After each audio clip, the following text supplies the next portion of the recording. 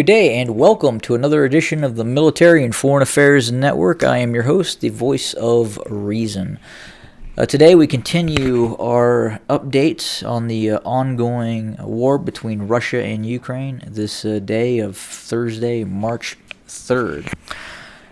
So more information continues to come out of the mainstream media, some really fantastical and absolute insane messaging coming out of a host of really mainstream media outlets across the United States in terms of talking about the possibility of instituting a no-fly zone. We've heard that war crimes charges may be brought up against Vladimir Putin himself, as if they are going to be able to detain him, arrest him, and bring him up on charges. But again, the whole concept, I guess, is what we're seeing is the treatment of Russia as some sort of third-rate power, like what occurred during the invasion of Iraq, and this is far, far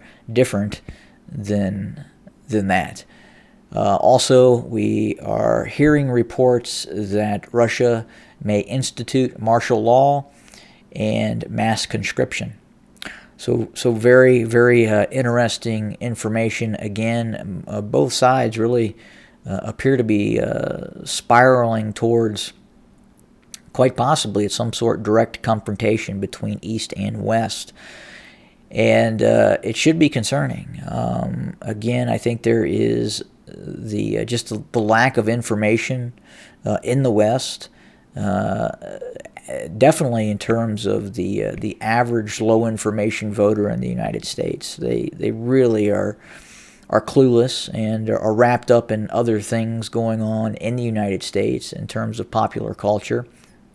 And they do not have a understanding of world events or really just the capabilities of the destruction that could occur if the balloon goes up and we see a war between Russia and the West. And again, this talk of a no-fly zone, and obviously right now the administration is pushing back on that and saying that can't occur.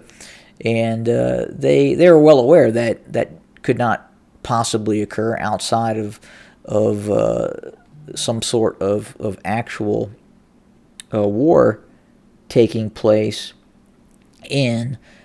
between Russia and the West.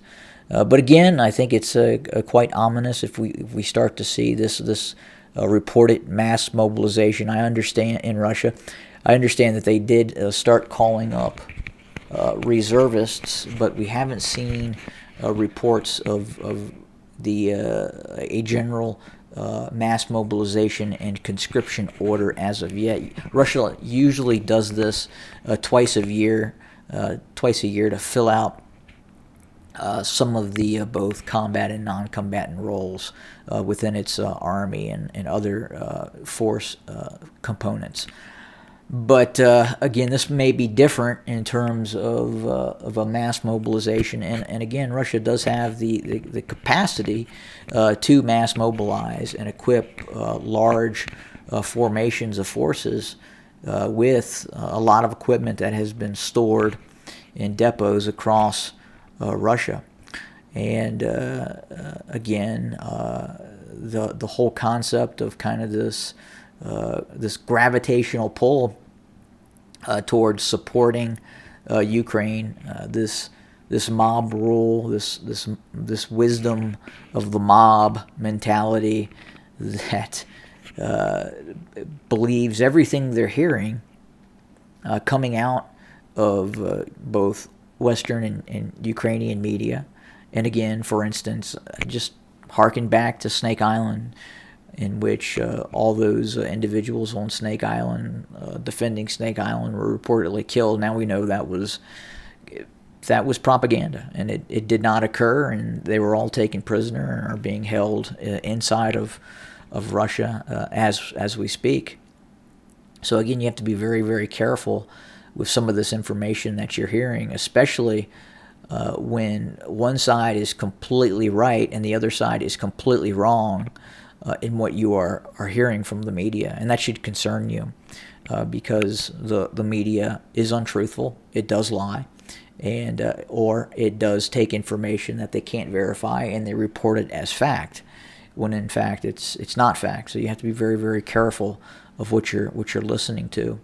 But right now, after a phone call between Vladimir Putin and the French President Macron, it would appear that Russia is proceeding with its for all intents and purposes, will be the total invasion and occupation of the Ukraine, depending on if it can resolve some of the military challenges that are continuing to occur. But at the same time, this talk of war crimes, trials against Putin, and no-fly zones, and it's going to lead to a shooting war very, very quickly. And again, Russia has a lot of nuclear weapons.